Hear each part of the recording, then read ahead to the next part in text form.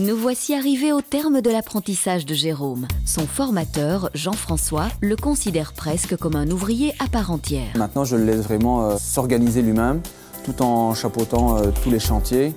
Presque un électricien. En effet, la dernière étape de cet apprentissage s'appelle le dépannage. Une étape souvent difficile puisqu'il faut faire face à différents écueils. C'est entre guillemets un stress qu'il doit vaincre, c'est d'aller devant le client seul, face à un problème qu'il doit résoudre tout seul. Jérôme appréhende son premier dépannage, mais il sait que quoi qu'il arrive, son formateur, au bout du fil, pourra l'aiguiller. On ne sait pas sur quoi on va tomber. Est-ce que c'est une panne qui est facile à trouver ou un peu plus dure? Bon, des fois, il faut de l'aide, il faut téléphoner et dire là, je patauge un petit peu, donc il faudrait que tu me donnes un coup de main.